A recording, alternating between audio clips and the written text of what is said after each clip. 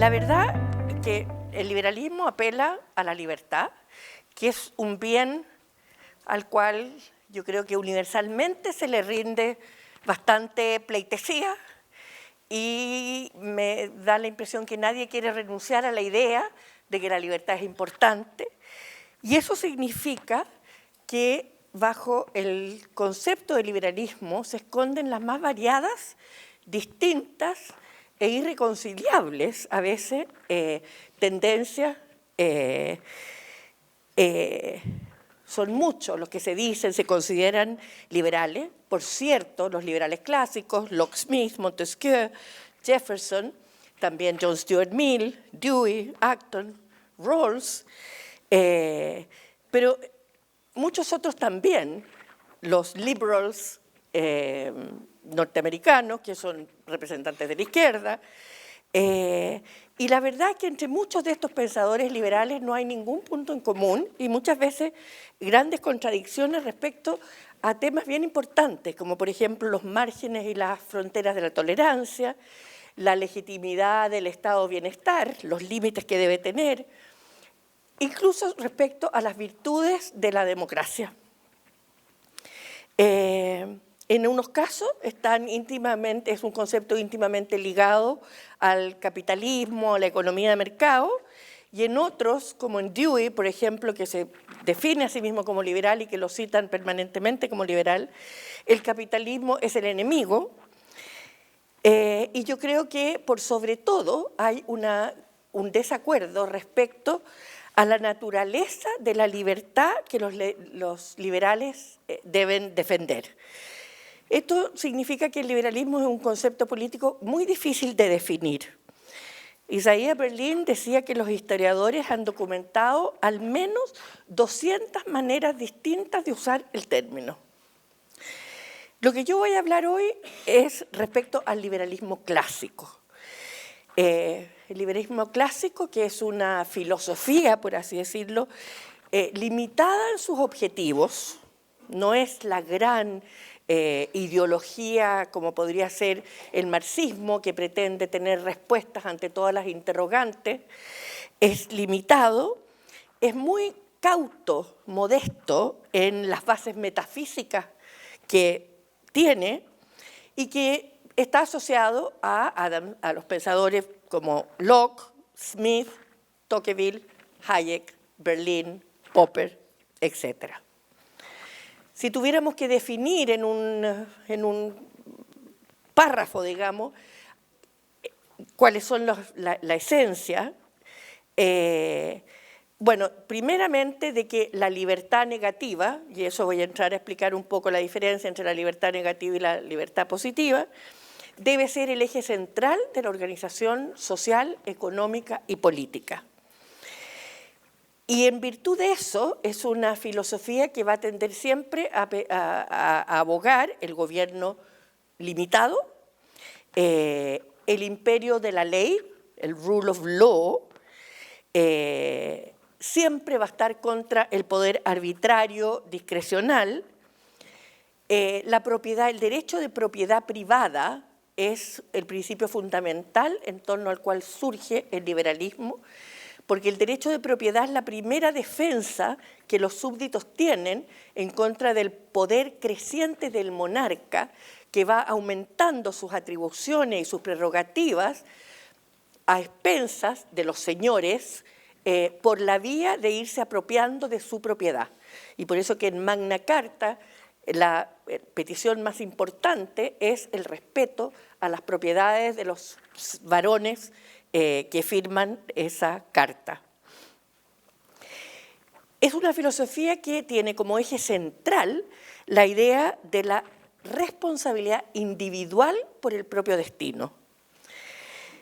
Es hostil al estado de bienestar, y es hostil al estado de bienestar precisamente porque le confiere amplios poderes a los políticos y a los burócratas que manejan los gobiernos sobre la libertad individual de las personas. Es un sistema que por sobre todo, más allá de si es efectivo o no es efectivo para los bienes que persigue, para los fines que persigue,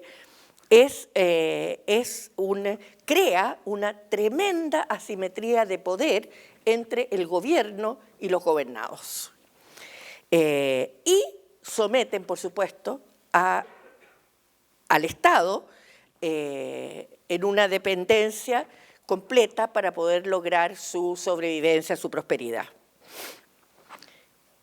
El liberalismo, dentro de sus atributos que no podemos dejar de lado porque es una de las bases fundamentales de su justificación, es un sistema que fue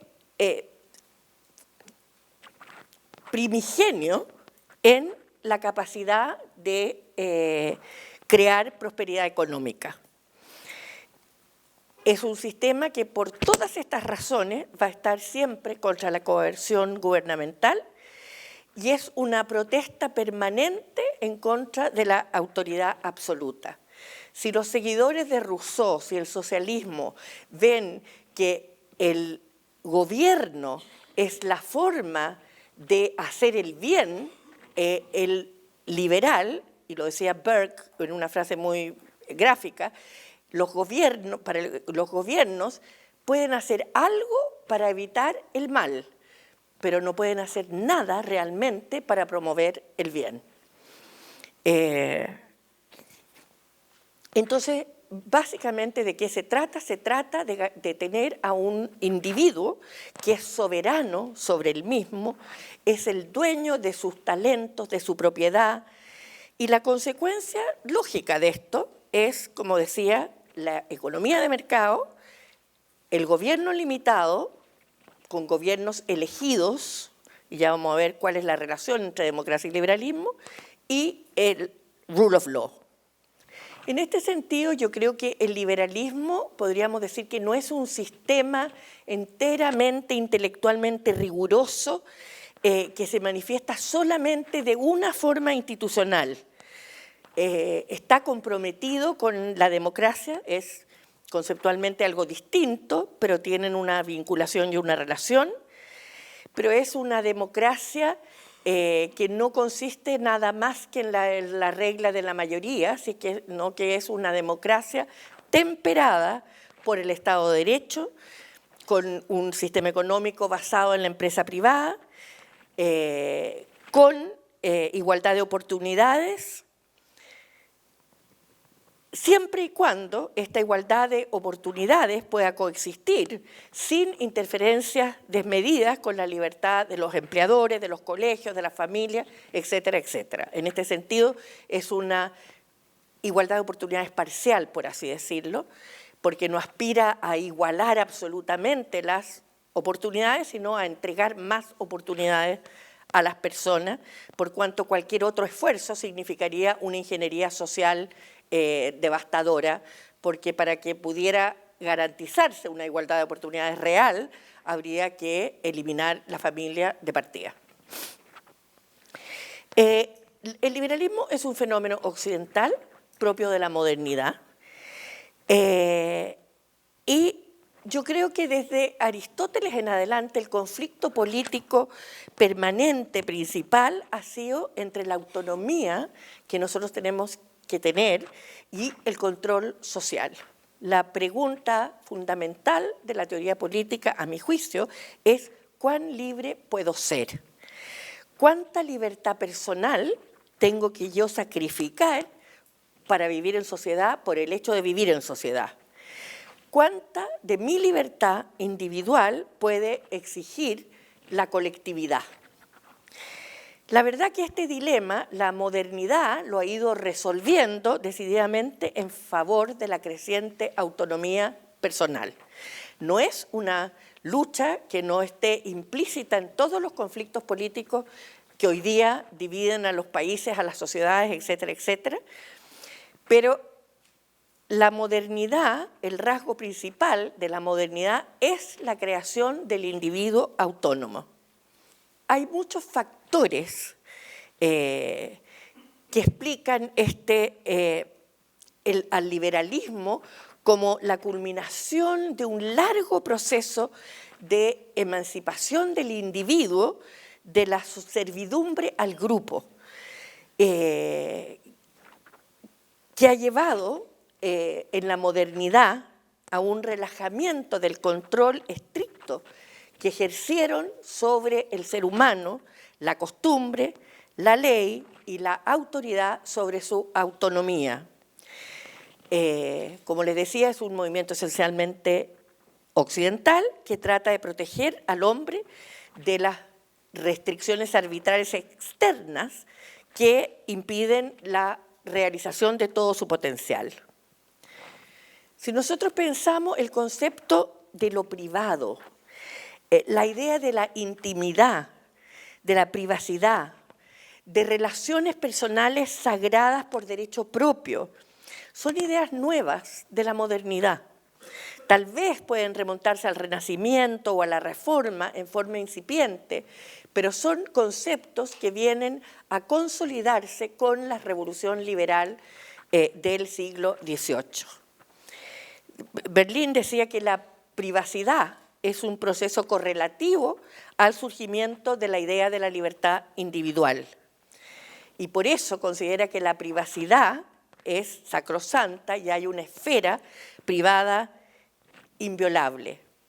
Es la revolución liberal la que por primera vez introduce el concepto de un ámbito que es privado, a diferencia del ámbito público, y incluye dentro de este concepto de un ámbito privado la vida familiar, la economía, la religión, la diversión, el ocio, que deben quedar fuera del campo de la intervención de la autoridad.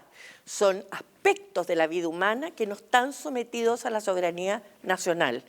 Son aspectos de la vida del ser humano que ninguna mayoría puede alterar, por grande y potente que esa mayoría pueda hacerlo, porque no están sometidos y no necesitan ser custodiados por la República.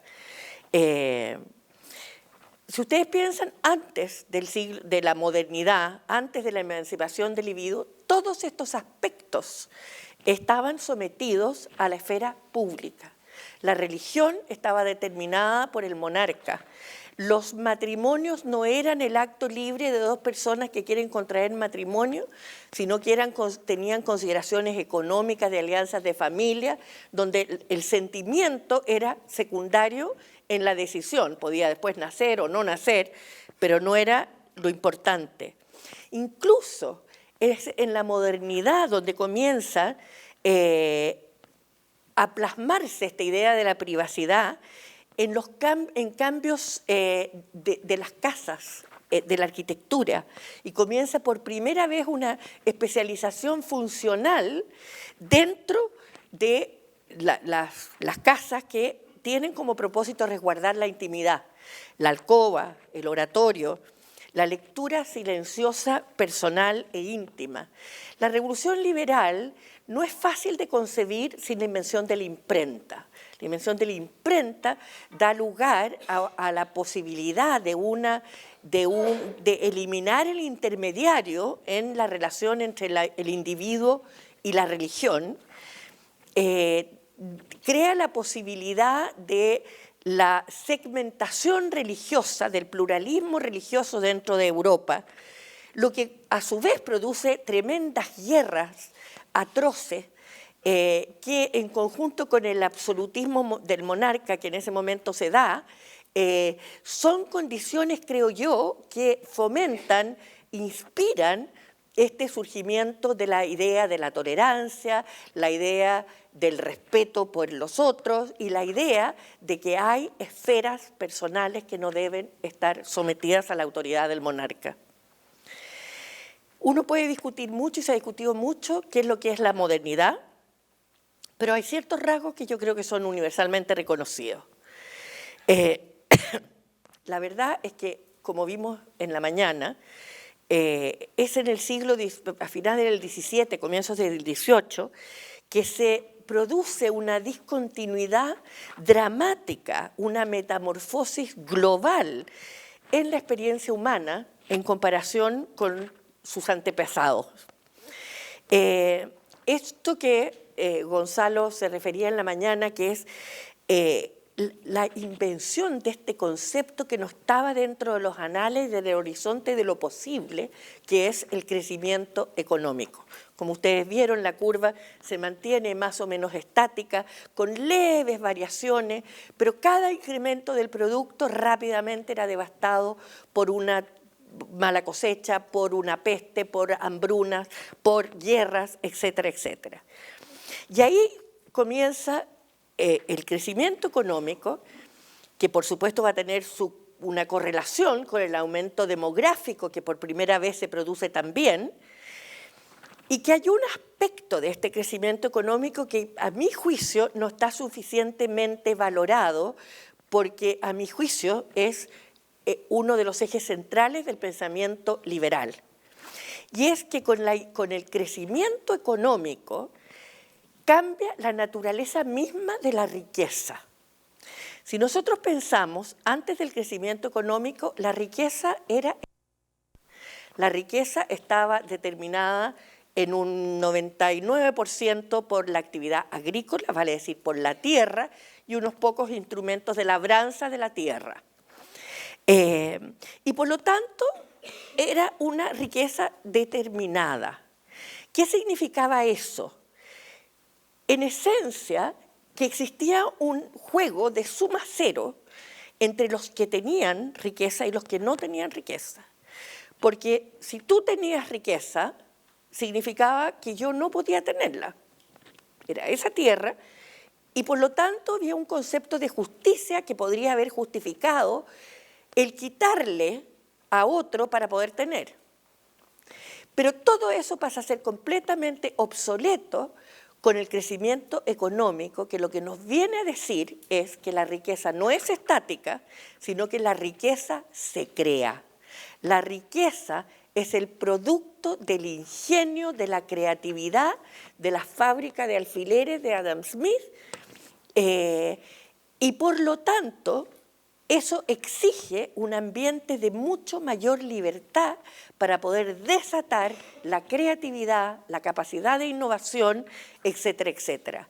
Y cambia, a mi juicio, el concepto de lo que es justo, por cuanto no hay un juego de suma cero. Está dentro de los prejuicios y las ideas que se creen axiomáticas de que los pobres son pobres porque de alguna manera alguien les ha arrebatado la riqueza. Y la verdad es que los pobres son pobres porque no ha habido suficiente riqueza para que ellos puedan acceder. Y por lo tanto, la solución de la pobreza, como sostiene el liberalismo, no atraviesa por la distribución, sino que por una mayor creación de riqueza. Esto significa que con el liberalismo por primera vez también se producen un crecimiento, un aumento en los niveles materiales de vida. Significa, como decía Hayek, que los muertos de ayer pasaron a ser el proletariado del siglo XIX, que los historiadores, siguiendo a Engels, han pintado en las peores características, ¿no es cierto?, toda la primera etapa del capitalismo, con trabajo infantil, etcétera, etcétera, olvidando que el trabajo infantil era consustancial a la unidad productiva que era la familia, que comenzaba a los 7 años, en cuanto hubiera un poco de fuerza física que lo permitiera, y que por lo general las expectativas de vida eran bajísimas y la posibilidad de sobrevivencia de los hijos mínima. Bueno, junto con eso comienza también la urbanización, pero por sobre todo es esta sostenida innovación y un cambio, un incremento en la posibilidad de aplicar el conocimiento para transformar la naturaleza y para transformar la economía y producir el crecimiento. Es la aplicación sistemática del conocimiento a la producción. Bueno, junto con esto, en forma muy coherente y muy lógica, surge esta supremacía del individuo, de sus derechos, de su libertad. En suma, yo diría que si tuviéramos que ver la historia fundamental del liberalismo, habría que recordar la primacía del individuo y de sus derechos, la distinción entre la esfera pública y privada, que está en la médula, en el núcleo central de la discusión política post-Revolución Francesa, y creo yo que desde ese momento el problema capital ha sido tratar de definir las relaciones entre el Estado y la sociedad civil, entre lo colectivo y lo individual. Esto en una tensión permanente. Y junto con este fenómeno surge un concepto nuevo de lo que es la libertad. Por primera vez se trata de conciliar la libertad colectiva de la nación frente a los invasores, frente a la opresión que podía significar la invasión de otro país, etcétera, etcétera, de conciliar entonces esta libertad nacional, como la entendieron los griegos, con la libertad de los individuos que las componen.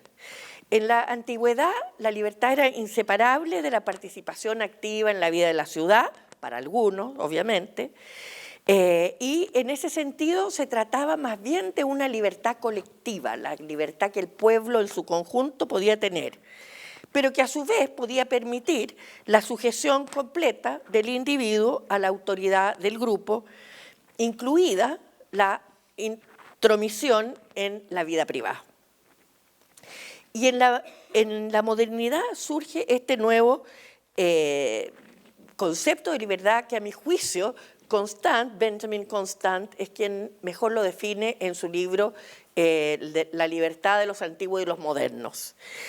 Y Constant dice textualmente, es el derecho de dar su opinión, de escoger su industria y ejercerla, de disponer de su propiedad e incluso de abusar de ella, de ir y venir. El derecho de reunirse con otros individuos, ya sea para discutir sus intereses, ya sea para profesar el culto que él y sus asociados prefieran, ya sea para utilizar sus horas y sus días de la manera más conforme con sus inclinaciones o sus fantasías. Por esto se está refiriendo a lo que Isaiah Berlin, en 2 ensayos sobre la libertad, iba a explicar tan magníficamente, que es la libertad negativa. Isaiah Berlin parte por una advertencia que yo creo que siempre deberíamos tener presente en toda discusión. Él decía, nada se gana confundiendo los términos. Cada cosa es lo que es. La libertad es libertad. No es igualdad, ni equidad, ni justicia, ni cultura, ni felicidad humana o una conciencia tranquila. Ya tenemos palabras para describir esas cosas y llamarlas libertad, cosa que muchos hacen, digamos, genera confusión y no claridad. Entonces, ¿a qué se refiere Berlin? Porque es libertad, a diferencia de todos los otros bienes que pueden ser muy importantes, pero que no son libertad. Él decía que es un estado en virtud del cual un hombre no se halla sujeto a coacción derivada de la voluntad arbitraria de terceros sobre él. Y es esa lo que asegura esta área, que preserva esta área en la cual una persona, un grupo, no puede, no debe ser dejado libre para hacer o ser lo que quiera. Y a contrario sensu define lo que es la coerción. La coerción no es cualquier impedimento que impida que yo pueda realizar la totalidad de mis gustos, anhelos y ambiciones.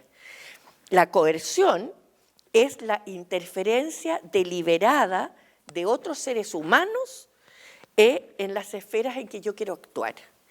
Y él da el ejemplo una persona que no puede leer porque es ciega no carece de libertad.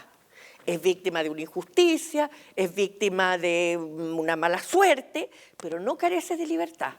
Solo a la persona a la cual le prohíben leer, la encierran en una pieza, le queman los libros, le vendan los ojos, no lee porque no es libre.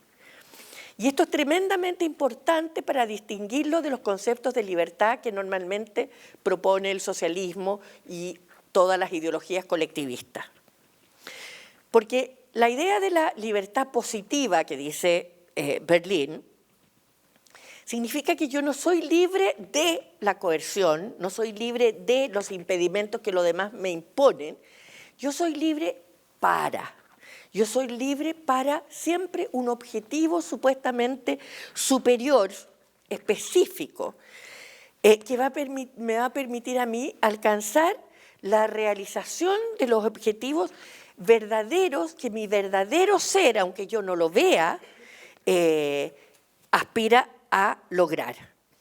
Es el bien al cual yo tendería si me liberaran de todos los impedimentos que imponen, y en este sentido no es la libertad de un ser empírico como yo soy, con todos mis impedimentos, con mis prejuicios, sino que es aquello que yo querría si yo pensara de acuerdo a este propósito más alto. Esta argumentación está tremendamente presente desde siempre, está presente desde Rousseau, que sostenía que la voluntad general no era la voluntad de todos, no era la voluntad de algunos, era la voluntad de lo que las personas pensarían si hubieran podido ver la luz de lo que ellos realmente son. Y eso se ha aplicado en el marxismo para decir, esa persona no ve que el Partido Comunista es la vanguardia de sus derechos porque todavía no ha asumido su objetivo principal y no tiene conciencia de clase. Y hoy día el feminismo nos dice de que si yo considero que algunas expresiones del feminismo no son adecuadas y doy razones fundamentadas para ello, me van a decir, no, ella es producto del condicionamiento social del machismo que le impide ver cuál es el objetivo real del movimiento feminista. Entonces, hay algo tremendamente perverso en el concepto de la libertad positiva, así utilizado siempre por todos los totalitarismos, y para Berlín lo realmente grave de este concepto es que se basa en una supuesta división interna que yo tendría entre lo que soy y lo que yo sería, como les digo, si es que mi verdadero ser superior se pudiera liberar de sus más bajas expresiones. Hayek apunta al mismo problema, pero desde otra dimensión, y Hayek no habla de la libertad negativa, habla de la libertad como poder. Pero se está refiriendo a algo parecido, porque la libertad como poder sería la facultad física de hacer lo que yo quiero. Vale decir, el de poder satisfacer todos mis deseos. Pero obviamente esa no es una libertad que el orden social pueda garantizar. La libertad como poder significa, por ejemplo, que la libertad de movimiento no tendría ningún sentido si es que yo no puedo ejercitarla tal como yo quisiera. Vale decir, a mí no me sirve nada la libertad de movimiento si es que yo no puedo viajar todo lo que yo quiera en la forma en que yo quiera, que quiero decir en avión particular, en yate particular, porque no tengo la libertad para hacerlo. Estoy extremando el ejemplo, por supuesto, pero en el fondo lo que están diciendo es la persona que no puede viajar, porque no tiene los medios para viajar, no les sirve esta libertad de movimiento. Eso es la argumentación para conculcar esa libertad, por cuanto no tendría ningún sentido real como libertad. Y por lo tanto se justifica la coacción en la libertad de las personas para moverse. ¿Para qué? Porque esta libertad no es igualmente accesible para todos. Entonces lo que se hace es que se produce una confusión entre la limitación, las limitaciones que todos tenemos en la vida, y la coacción. Y pasa a creerse que todas las limitaciones que yo pueda tener son coerción de la libertad. Entonces, esto lo que hace es crear una identificación entre libertad y riqueza. Vale decir, si yo no tengo los medios para ejercer como yo quisiera todas esas libertades, no existe libertad y por lo tanto no hay ningún impedimento para coartar la libertad de quienes sí la pueden ejercer. Entonces la conclusión lógica es que no hay libertad si no hay igualdad de ingresos. Si no podemos todos ejercer esa libertad satisfaciendo todos los deseos en forma pareja, entonces no hay libertad. Y eso significa que eso permite usar el poder moral de la libertad para justificar o en apoyo de la igualdad, sobre todo de la igualdad material. Si todos los hombres son libres, igualmente libres, y la libertad es poder satisfacer los deseos y la satisfacción de los deseos exige condiciones materiales iguales para poder ser libres, igualmente todos, entonces se justifica, por supuesto, que para que todos seamos igualmente libres tendríamos que tener acceso igual a los medios que permiten satisfacer los deseos.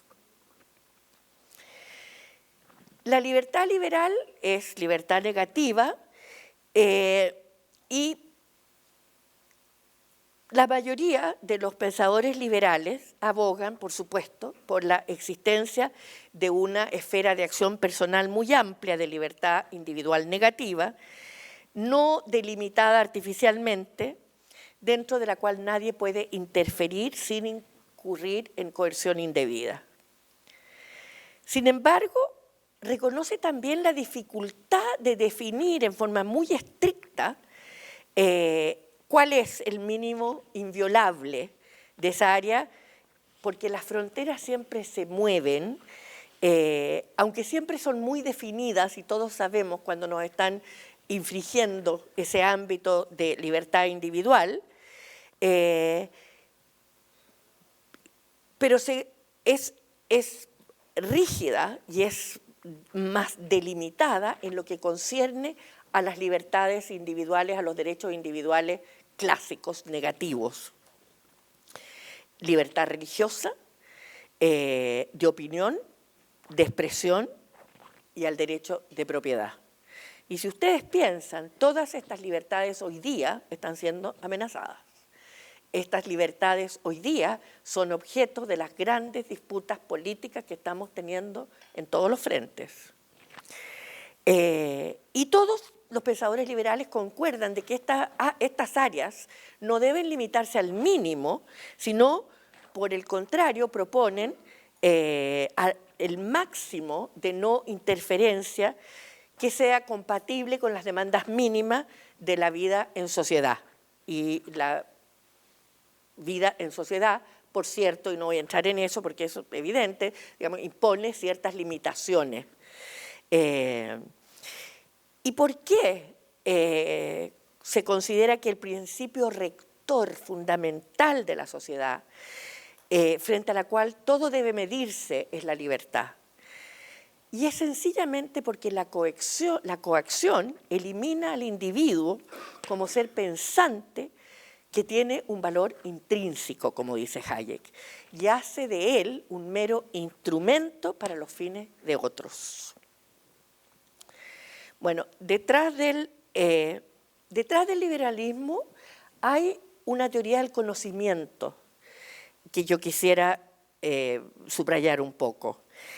Hay una teoría del conocimiento que cuestiona la posibilidad de que en el campo de la filosofía política y moral se puedan establecer verdades únicas, al igual que en las ciencias naturales, que fue una de las pretensiones de la Ilustración, en cierta medida. En el campo de la organización política y social no se pueden establecer, como en las ciencias naturales, verdades objetivas únicas que puedan ser percibidas por la razón y resueltas por medio de una solución también objetiva y única para todos los problemas.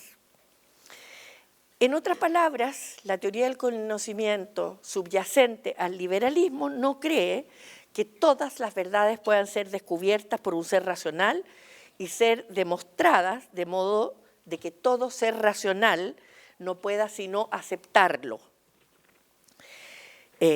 Aceptar eso como la solución única. Reconoce la falibilidad y la ignorancia y la naturaleza esencialmente conjetural de nuestro conocimiento en estos temas y en las ciencias exactas también.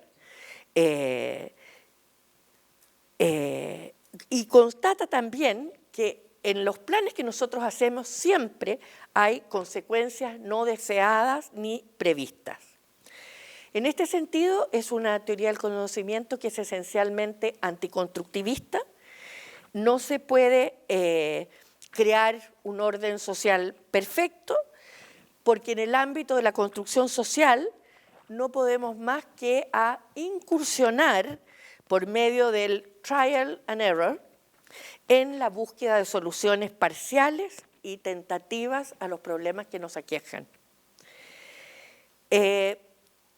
Von Mises fue uno de los primeros en formular que en una economía moderna hay billones de intercambios de mercado y por lo tanto hay billones de precios. Cada producto, a su vez, depende para su precio en muchos otros precios que son fluctuantes. Los recursos y las preferencias no son estáticas, van cambiando.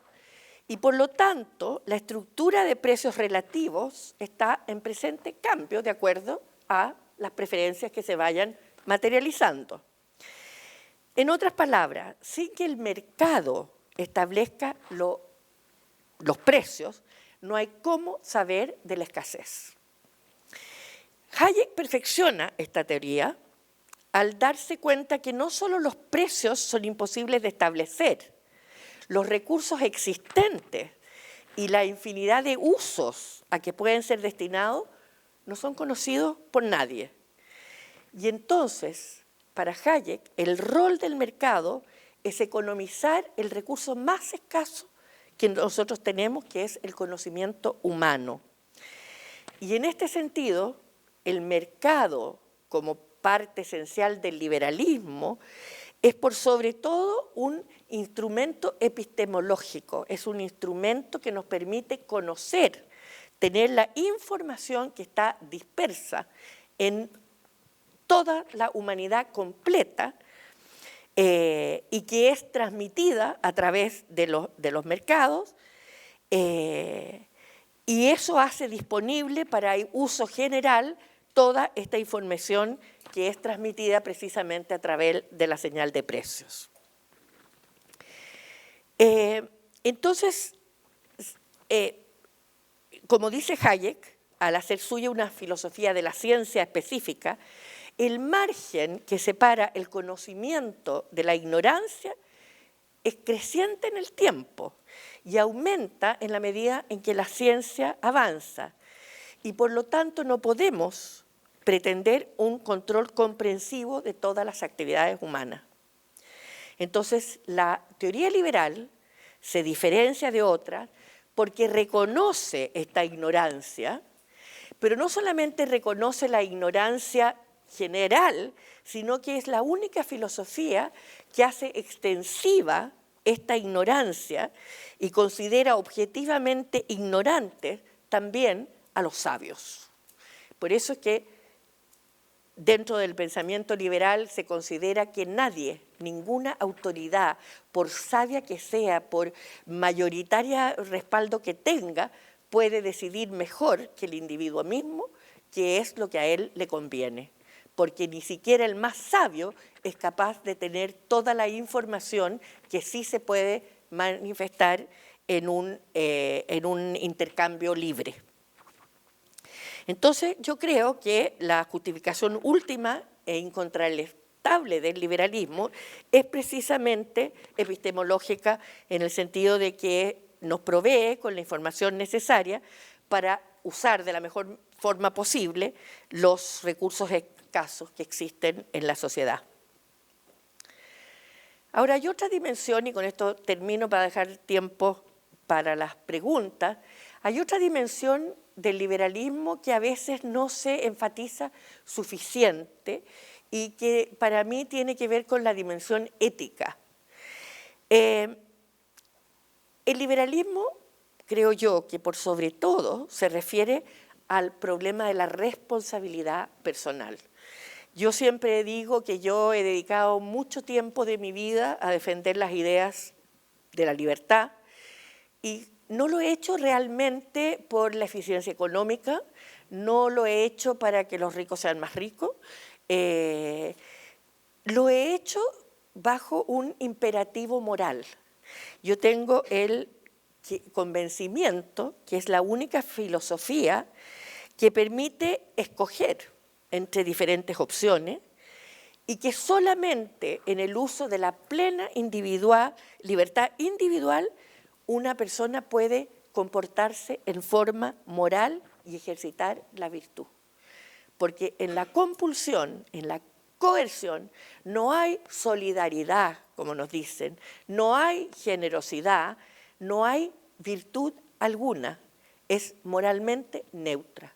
Para ser personas moralmente responsables y moralmente autónomas, tenemos que tener la libertad de elegir entre el bien y el mal, la libertad de equivocarnos sin que ello lleve a una represión por mi anhelo de defender ese punto de vista. Entonces, para mí es solo en libertad que el ser humano se puede comportar en forma moral y no cuando son terceras personas quienes deciden cómo debe actuar. Yo siempre digo a los cristianos, recuerden ustedes que Dios puso el árbol del bien y del mal en el medio del jardín del paraíso. No lo puso censurado detrás de una pared, no le puso rejas, lo puso al medio y permitió que los seres humanos libremente eligieran lo que consideran el bien y el mal. Bueno, la conclusión lógica de todas estas premisas de las cuales hemos estado hablando es que el liberalismo promueve un gobierno limitado. El gobierno, incluso el gobierno democrático de las mayorías, por grandes que sean, son una amenaza potencial a la libertad de las personas.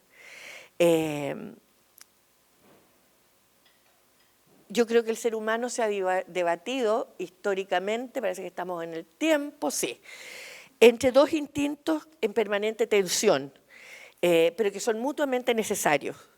La necesidad de que exista un orden establecido, una autoridad constituida que preserve a la sociedad de la anarquía por una parte, y el amor a la libertad, que es indispensable para controlar el riesgo de cualquier despotismo. Y ahí yo les iba a hablar de la relación entre democracia y libertad, que son conceptualmente distintos, pero que están relacionados entre sí, porque en definitiva la democracia, fuera de, como decía Hayek, que es el único método para resolver pacíficamente los conflictos que se suscitan dentro de una sociedad, además deja en manos de las personas el control último de la coerción en cuanto ellas tienen la facultad de cambiar ese gobierno, facultad que se pierde cuando los gobiernos no son elegidos por los gobernados. Y ahora sí que para terminar, yo quisiera decirles cuáles creo yo que es el legado del liberalismo. Y yo creo que es una cultura de aceptación sincera de la legitimidad de la diversidad en los objetivos políticos que los hombres persiguen. Y cuando digo hombres me refiero a hombres y mujeres. Y del consiguiente conflicto que eso implica como elementos irrenunciables de la teoría política.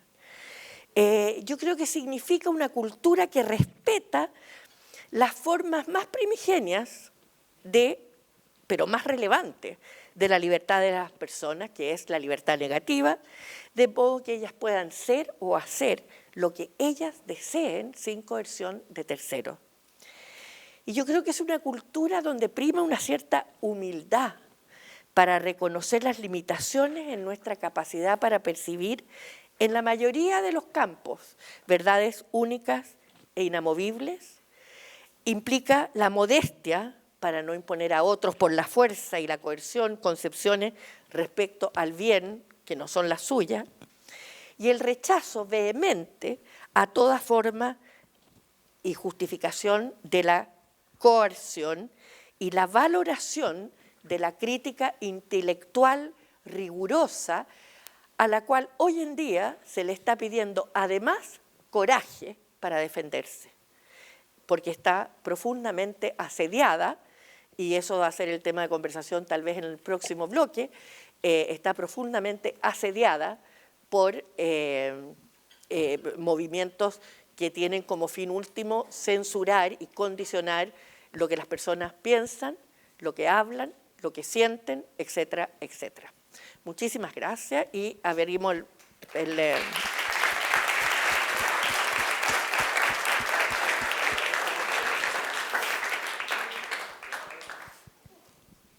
Bueno, vamos a pasar a una ronda de preguntas. Hola, buenas, Lucía. Mi consulta es súper cortita. Si nosotros establecemos que la democracia es el sistema de gobierno ideal, a pesar de las amenazas que pueda producir a la libertad para llevar a cabo el liberalismo, como sistema de Estado, como tipo de Estado, ¿cuál sería el más ideal? ¿Uno totalitario, un Estado de bienestar, uno microanarquista, uno minarquista? ¿Un tipo de Estado sería qué? Perdón. O sea, un tipo de Estado. Sí. A ver, yo sigo creyendo que es la democracia liberal representativa, que es una democracia que no consiste en nada más que en el gobierno de la mayoría, que es algo procedimental, bastante útil para dirimir conflictos, pero que es una democracia que está limitada, porque las personas en una democracia sacrifican una parte de su libertad para aquellas cosas que no pueden realizar, como se dijo esta mañana, el alumbrado de la calle, ¿no es cierto?, los bienes públicos. Pero yo entrego solo una parte de mi libertad.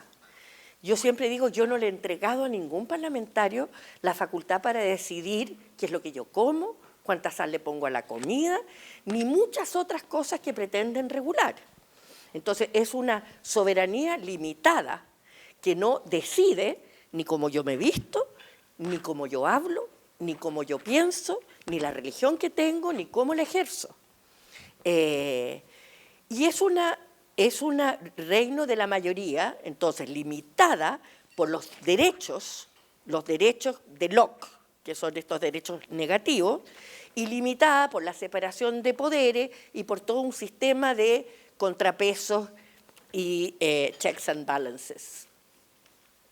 Pero creo que no hay una alternativa mejor para garantizar la libertad porque la libertad no es nada más que libertad económica. La libertad tiene que expresarse en todos los ámbitos.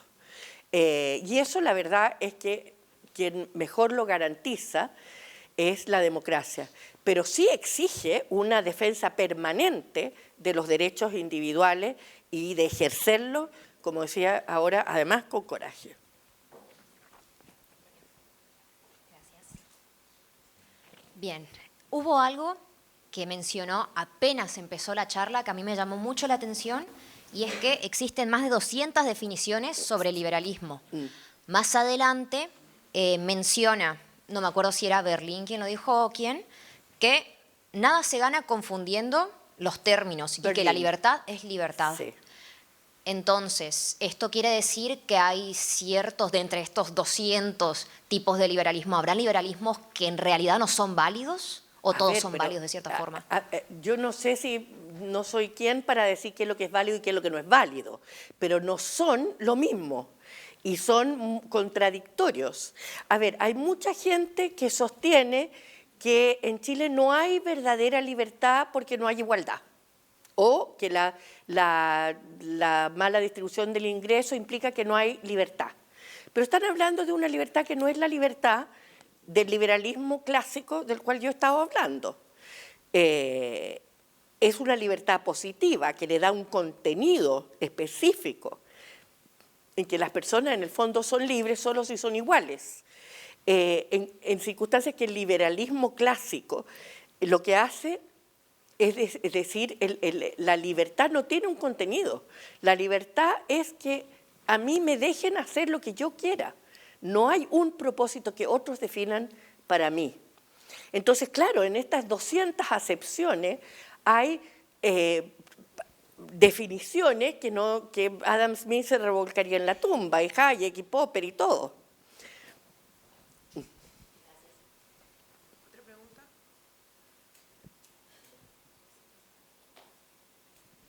María Lucía, usted en un momento de la charla dijo que en las ciencias sociales no habían como verdad absoluta,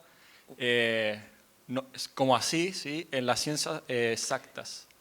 Pero yo tenía un comentario de eso que me acuerdo en un pasaje de Popper que él hablaba que tampoco en las ciencias exactas había verdad absoluta, porque estaban construidas y fundadas en conjeturas. Así es. Y bueno, quería comentarle eso.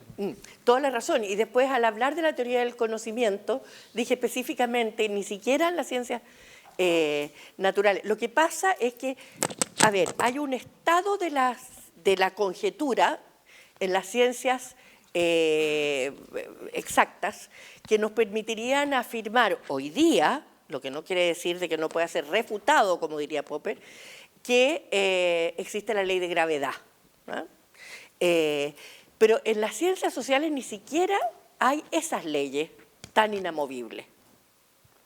Entonces, que no es exactamente lo mismo, pero absolutamente dentro, y de ahí viene esta cultura liberal de modestia, de humildad, de reconocer este conocimiento conjetural.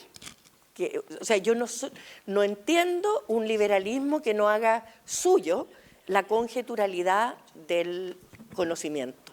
Y eso yo creo que lleva a evitar dogmatismos extremos. Por acá otra pregunta. Doña Lucía, buenas. Quería preguntarle su visión del desde la visión del liberalismo, ¿cuál es su opinión sobre el voto obligatorio? Se lo pregunto porque al imponernos un voto obligatorio, le están obligando a una persona a cumplir una actividad a la cual ella no está interesada. Me gustaría saber su opinión. No, yo sí defendí mucho el voto voluntario. Yo creo que es lo único lógico con el pensamiento liberal. Ahora, y hablábamos en la mesa sobre liberalismo y ética, yo creo que no solo lo que la ley indica es lo correcto. Y yo a mis hijos les dije, yo espero, yo no los obligo a votar por nadie, pero yo creo que es una obligación moral participar en la vida. Y esta es una enseñanza de la experiencia, de lo que puede significar los cambios políticos desastrosos, precisamente porque, como decía Burke, cuando los malos se unen, es importante que los buenos lo hagan también y participen. Y mis hijos todos, cumpliendo 18 años, se inscribían, iban a votar, pero votaban por Paul McCartney o por quienes ellos quisieran. Pero entonces yo creo que es una obligación moral, pero ciertamente no creo que pueda ser impuesta por ley, porque es un derecho, pero no se puede multar a una persona porque dentro de las posibilidades de la democracia es abstenerse de votar. Me parece que se produce una paradoja así, entonces, en el concepto de unir libertad con democracia. ¿Por qué? Por lo mismo que le decía, están obligando a una persona a hacer algo a la cual ella no está interesada. Pero la democracia no obliga para nada al voto obligatorio, po. Pero tal vez el elegido no sería el fiel representante tal vez Bueno, de la pero, comunidad. mientras no haya una barrera para que las personas voten, la democracia no es perfecta. Y la verdad es que en la mayoría de los países más democráticos, por así decirlo, no existe el voto obligatorio. Y eso no descalifica. Porque la democracia, a mi juicio, y esa es una de las diferencias con las filosofías más colectivistas que ven una especie de realización utópica del ser humano en la actividad política, para mí es un procedimiento. No creo que haya otro mejor.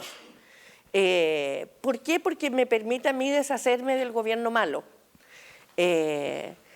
Entonces yo creo que hay una interacción y una vinculación estrecha entre liberalismo y democracia.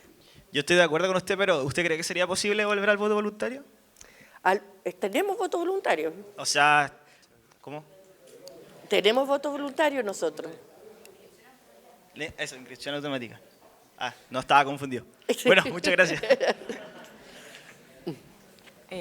Una pregunta más por acá. Siendo bien breve, usted dice que no hay verdad absoluta, pero el decir eso ya se está creyendo que eso es absoluto. Sería una verdad absoluta, ¿no?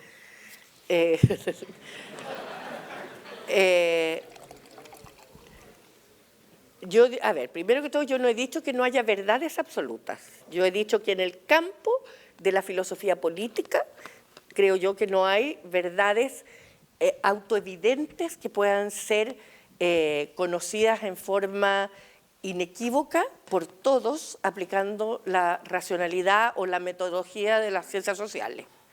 Y en ese sentido yo creo que no es lo mismo la aseveración negativa que la positiva. O sea, yo creo que yo estaría si yo dijera hay verdades absolutas, tendría que entrar a probarlo, pero pruébame tú de que hay verdades absolutas. O sea, yo creo que es un poco neutro. No sé. Por acá. Mira, la maravilla es que en el liberalismo siempre hay discusión y nunca hay respuestas tan categóricas. Pasamos Y por eso a la uno nunca última descansa. pregunta. Yo les cuento esta anécdota porque los chilenos van a saber a quién hablo. Yo una vez tuve una conversación con José Joaquín Brunner, que había sido marxista, que después socialista, era una gran persona. Y entonces yo le dije, ay, José Joaquín, yo no sé qué hacer porque cada día estoy más confundida. Entonces me dijo, bueno, obvio, si eres liberal. ¿Quieres estar clara en todo? Hazte marxista. Vas a tener una respuesta para todo. Señora Lucía, hola, buenas tardes. En la parte final de su exposición usted dice de que el legado del liberalismo sería, cierto, esta cultura que resalta la libertad de las personas sobre todas las cosas. En respuesta por ahí alguien le preguntó también sobre el liberalismo y usted exaltó que es hacer lo que uno quiera, ¿cierto? Me gustaría saber su opinión como liberal respecto al aborto. Hay cierto movimiento liberal que promueve, ¿cierto?, derecho inherente de las mujeres para poder decidir sobre su propio cuerpo. ¿Usted considera que el feto o el embrión podría ser una persona distinta? ¿Cómo lo manejaría usted como liberal, señora Lucía? Ya, yo tengo una posición muy clara al respecto. No entré en el tema de las limitaciones a la libertad, pero digamos que mi libertad termina donde empieza la libertad de otro, ¿no es cierto? El otro día alguien decía, la discusión del aborto se complicó, no por razones religiosas, se complicó por la ecografía. Porque la ecografía permite ver que a las 10 semanas hay una guagüita chiquitita, pero hay. Entonces yo creo que es intelectualmente deshonesto pensar de que aquí hay nada más que el derecho de la madre sobre su cuerpo y que no hay también el derecho de una persona que ya tiene su genoma, que no es la misma persona que la madre, el derecho a la vida. Y por lo tanto yo creo que hay un conflicto de derechos. Y en ese sentido yo creo que a mí por lo menos me cabe jerarquizar los derechos también. Y creo que el derecho a la vida prima por sobre el derecho a tener 9 meses o 7 meses libres entonces yo creo que la respuesta liberal es de reconocer de que hay un conflicto de derechos. Y en ese sentido no hay ninguna postura, y eso lo dice Michael Sandel muy bien en qué es la justicia, no hay una posición moralmente neutra frente al aborto. Porque para las personas que ven en esa imagen una guagua, es infanticidio. Y para los que no creen de que esa imagen es una persona humana y que es nada más que un proyecto o lo que fuere, entonces prima el derecho de la madre. Pero yo creo que no hay, yo no encuentro que es tremendo que haya personas entregando credenciales de liberalismo de acuerdo a lo que se piensa sobre el aborto. Que es una cosa que pasa mucho. No, a ver, tú estás con... entonces ya no eres liberal. No, yo creo que es mucho más complejo y uno podría decir que es muy liberal defender los derechos del más indefenso en el conflicto de derechos. Podría ser. Ahora, el liberalismo sí tiene que respetar distintos puntos de vista.